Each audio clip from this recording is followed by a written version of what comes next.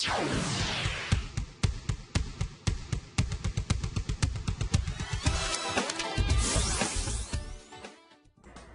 estamos de volta com o seu programa Estilo de Vida.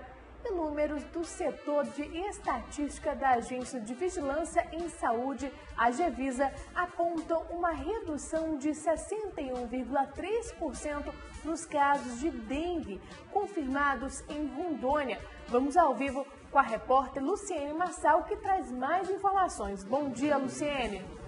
Olá para você que acompanha o Estilo de Vida. Falamos ao vivo de Porto Velho, Rondônia. O assunto é malária. Houve redução de casos registrados no estado de Rondônia. E para falar sobre este assunto, eu converso agora com a diretora da Gevisa, Agência de Vigilância em Saúde do estado de Rondônia. Seja bem-vinda, Arlete. Fala um pouquinho para a gente qual é a situação do estado em relação à malária. Obrigada. Olha, no dia 25 de abril, foi comemorado o Dia Mundial de Luta contra a Malária. E o Estado tem muito a comemorar nesse dia. O Estado, com apoio do governo, com apoio do nosso secretário, principalmente pelo trabalho muito competente da equipe de controle da malária, coordenada pelo Dr. Roberto Nacaoca, tem trazido resultados muito positivos para o nosso Estado. Nós conseguimos, em 8 anos, reduzir 90% dos casos de malária e do IPA, que mede o risco de adoecimento por malária. Saímos de mais de 100 mil casos em 2006 para pouco mais de 10 mil casos em 2014. E fechamos o primeiro semestre de 2015 com pouco mais de 1.300 casos. Então, isso é muito positivo, indica que nós mantemos a nossa tendência de queda de casos e a luta é diminuir cada vez mais. Quais são os municípios que registram o maior número de casos? Olha, o maior número de casos, quem registra é Porto Velho. Mas como a população de Porto Velho é muito grande, o risco de malária e de adoecimento aqui é pequeno, né? E o município de Porto Velho está fazendo também um trabalho assim muito articulado com o Estado, muito competente, e nós acreditamos que Porto Velho vai fechar o ano de 2015 com uma classificação de baixo risco de malária. E o município com maior risco em relação à população é Candeias do Jamari. O município de alto risco é aquele que tem ou registra mais de 50 casos de malária para cada 1.000 habitantes. E o único município nessa condição no nosso estado é Candeias do Jamari.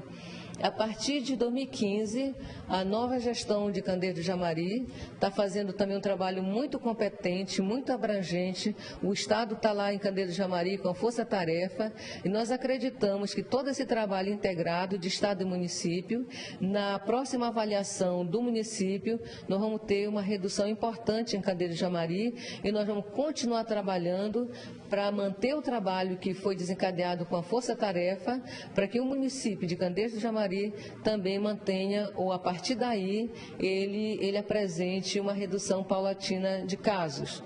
Outros municípios apresentam aumentos mais discretos e, imediatamente, quando isso é detectado, a coordenação entra em contato imediatamente com o município, discute junto com a equipe municipal qual é a medida de intervenção mais pertinente para aquela situação no município e, se o município tiver condições de sozinho executar as ações de controle, tudo bem. Se não, o Estado apoia o município nessas medidas de controle com o objetivo de cortar o mais rápido possível a cadeia de transmissão e voltar para os índices anteriores àquela subida de casos. Obrigada, Arlete, pelas informações. Luciene Marçal, de Porto Velho, Rondônia, para o Amazonsat. Volto com vocês aí no estúdio.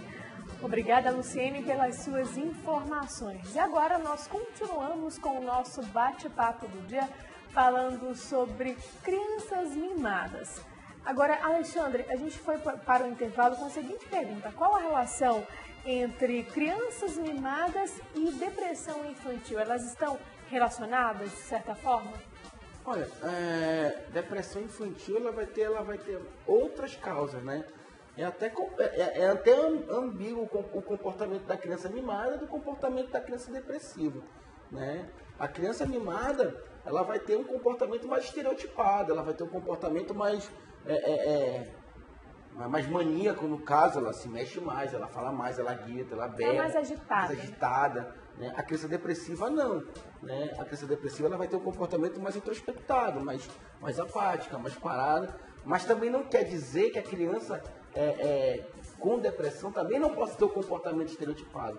Então, você identificar a depressão infantil, né, ela é muito complicada hoje, né? Porque a criança depressiva, tanto ela pode ter o comportamento introspecto quanto o comportamento maníaco. Ela pode ter os dois comportamentos, né?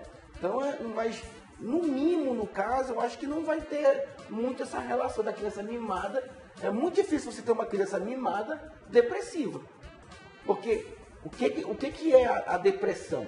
A depressão é uma necessidade não satisfeita ou uma frustração que a criança sofreu. A criança mimada, ela não tem essa frustração.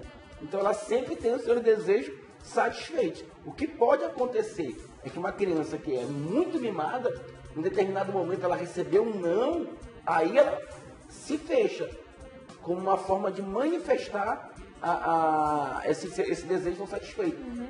Aí sim, esse corte abrupto pode levar a uma depressão momentânea ou uma depressão permanente, né? Por isso que a gente em educar a criança, a gente tem que evitar traumas da criança ou problemas infantis que, principalmente nas idades mais tenras, né? Do 0 aos 7, 8 anos de idade, quando a criança está ainda formando a sua personalidade. Quanto mais calmo for esse período, melhor. Isso que eu ia perguntar, em relação à faixa etária, esse comportamento se apresenta com mais frequência em quantos anos, em que fase exatamente?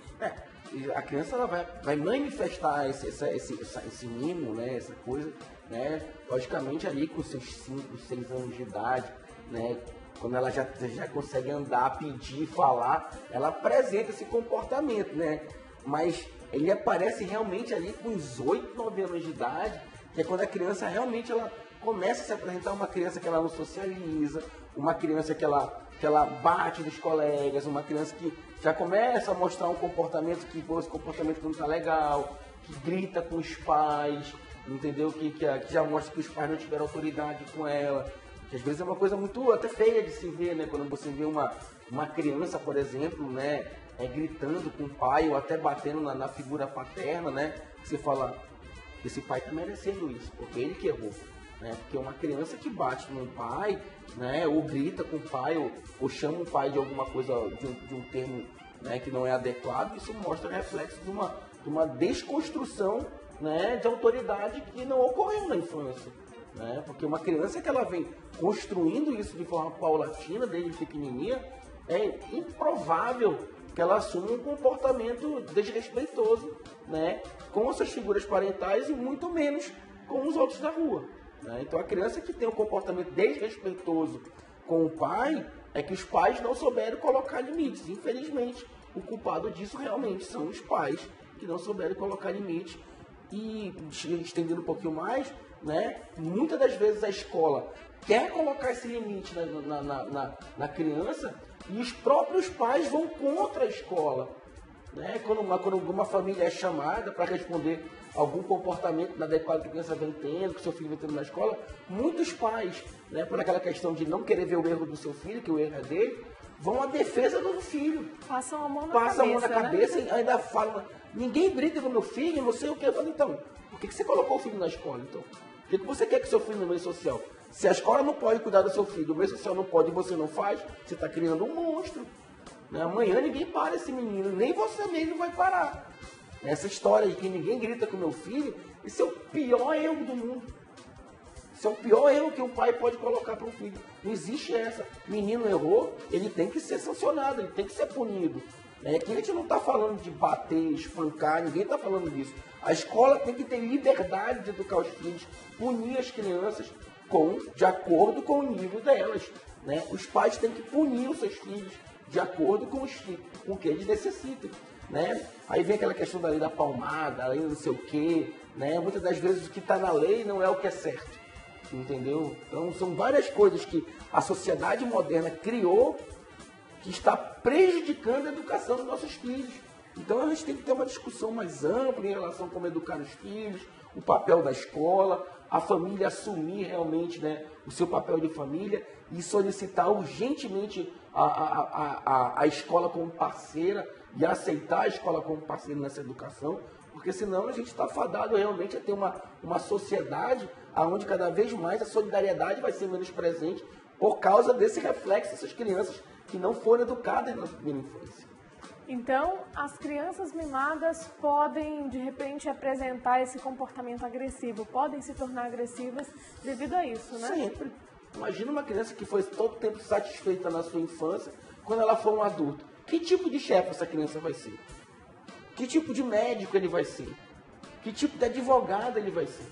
Né? Então, essa projeção, né, é lá na frente. Né? O próprio Freud fala, a criança é o pai do adulto.